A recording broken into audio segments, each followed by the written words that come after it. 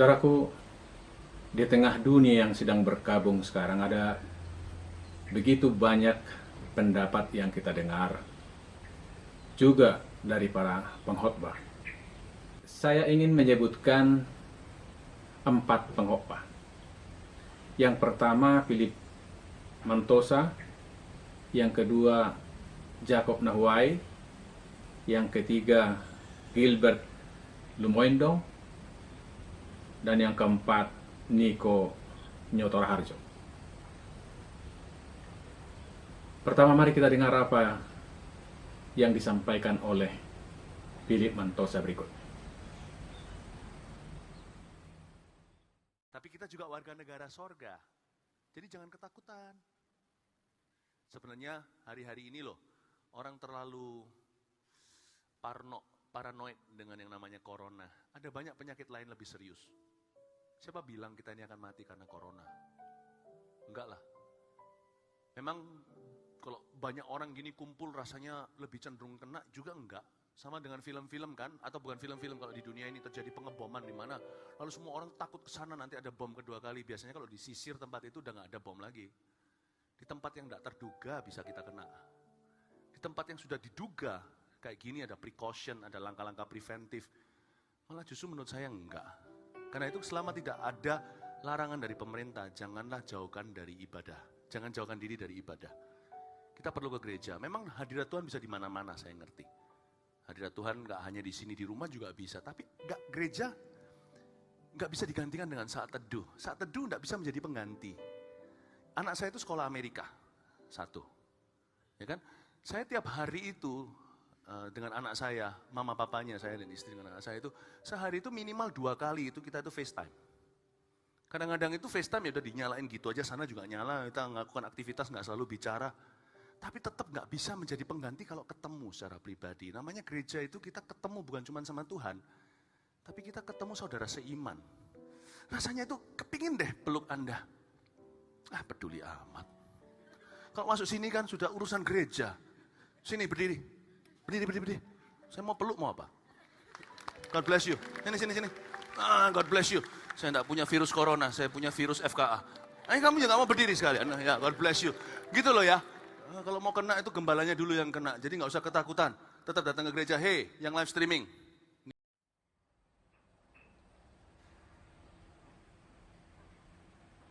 Ada 2 catatan barangkali yang perlu kita beri perhatian pada apa yang disampaikan atau dilakukan. Yang pertama, benar bahwa kita adalah warga kerajaan sorga. Tapi kita hidup di bumi, di mana virus dapat menulari siapa saja. Karenanya kita tetap perlu berjaga-jaga. Yang kedua, kita melihat bagaimana Philip memeluk dan merangkul yang bisa memberi kesan bahwa di gereja orang tidak bisa tertular virus corona. Tetapi dalam kondisi sekarang, itu sangat berbahaya. Kita harus menyayangi nyawa. Di gereja pun orang bisa tertular virus corona. Kemudian yang kedua, mari kita simak apa yang disampaikan oleh Jacob Nahuai berikut ini. Tema ke-8, gereja adalah sahabat orang beriman. Sekali lagi, gereja adalah sahabat. Saya juga heran cara Allah bekerja. Sekarang ini gereja melarikan diri dari kenyataan dan tidak menjadi sahabat. Apa maksud saya? Beberapa gereja besar di Jakarta meliburkan jemaat hanya karena virus corona. Mereka menampakkan diri bahwa Tuhan kalah dengan virus. Ketua Sinode pun memberikan WhatsApp. Pendeta tidak boleh memegang tangan dengan jemaatnya. Saya baca itu, saya kaget. Besok saya akan telepon Ketua Sinode, kenapa segitu imanmu? Kau khawatir, jangan membagikan kekhawatiran kepada orang lain. Kamu takut, jangan membagikan ketakutan kepada orang lain. Yang harus kita bagi adalah mempercakapkan kehebatan Yesus Kristus yang mengalahkan maut dan kematian.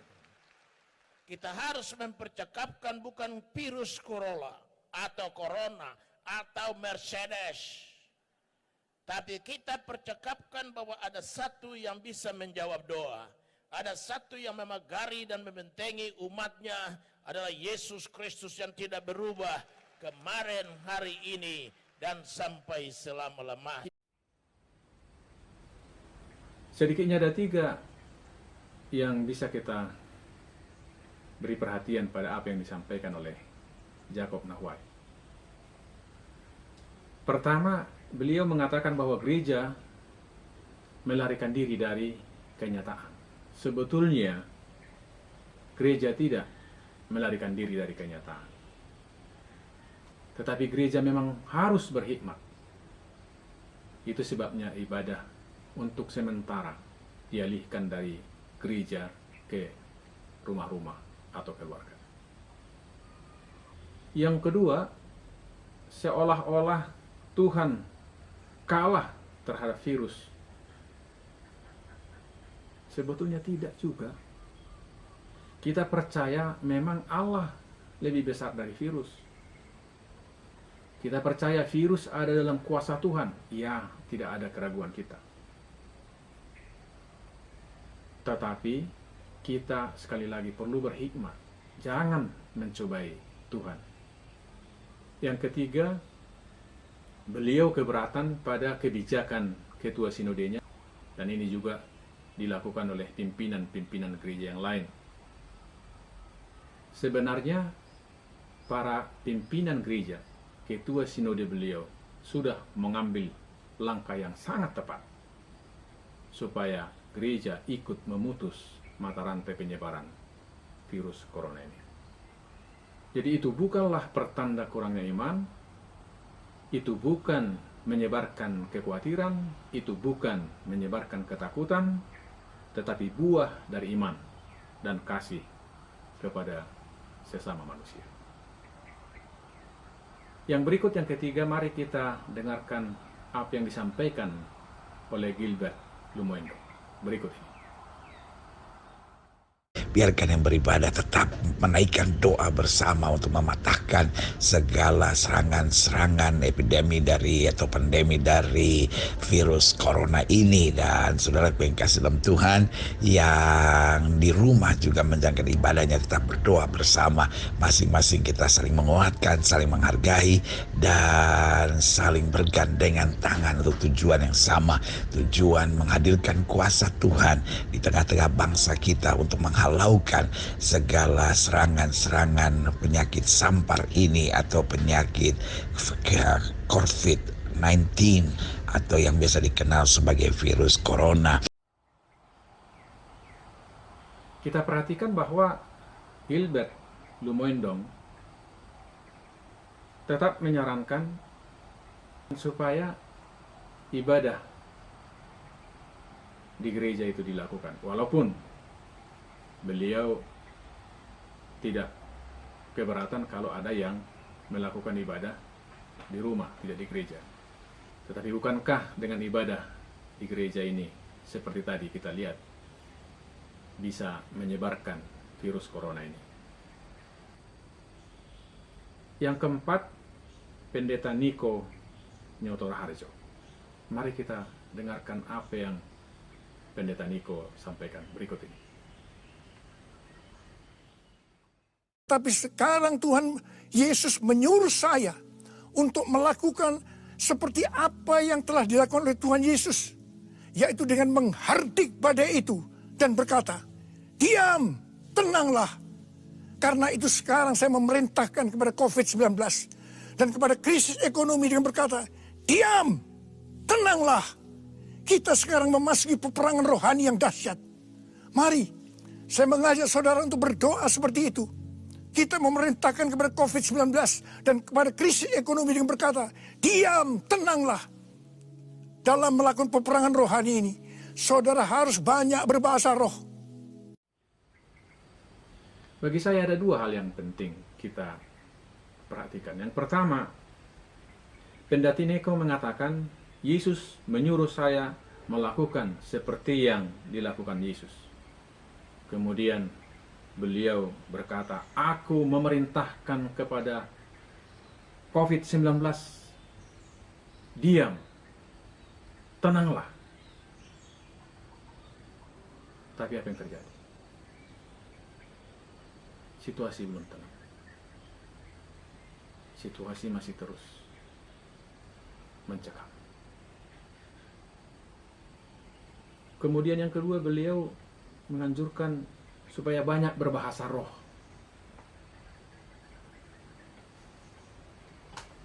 Bahasa roh bukanlah yang kita usahakan.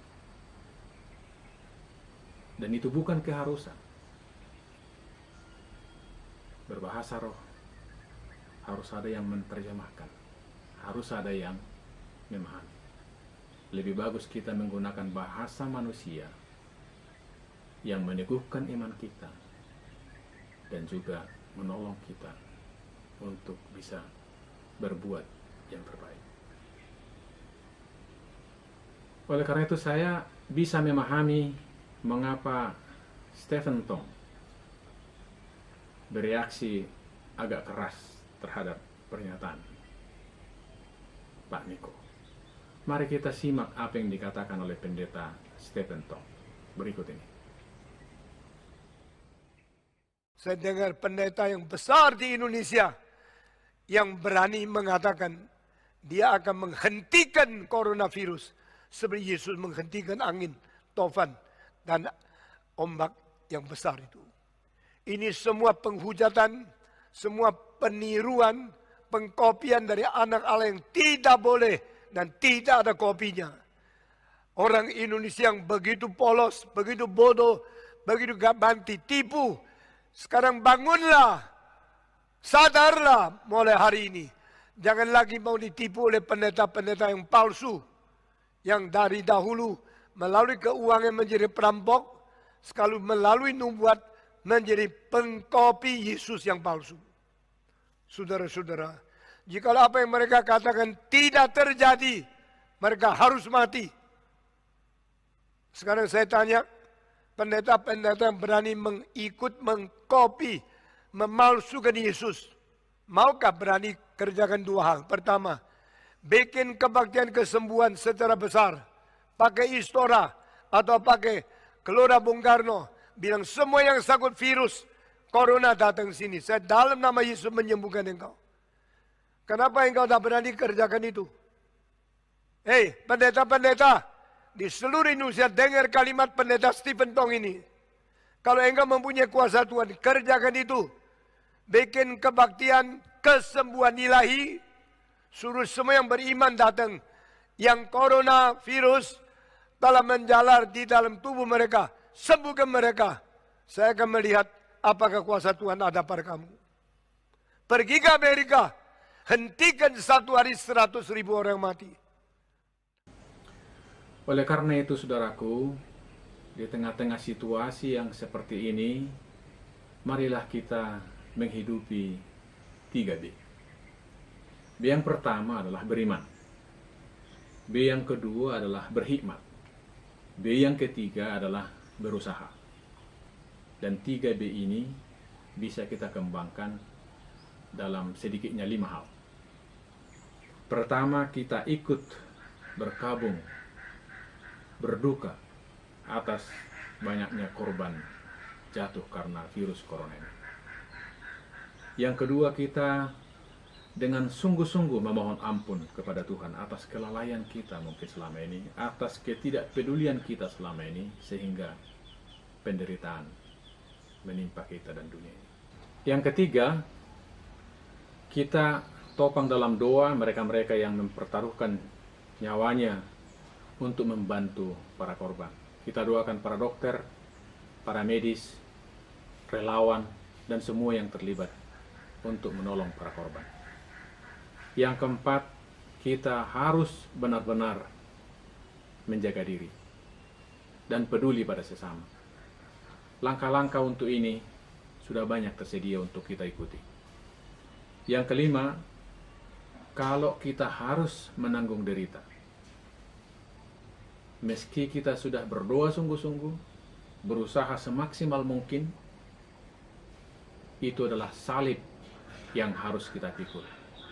Tapi yang pasti, Tuhan tidak pernah meninggalkan kita. Tuhan memberkati saudara. Tuhan memberkati Indonesia. Salam sejahtera dari Pematang Siantar.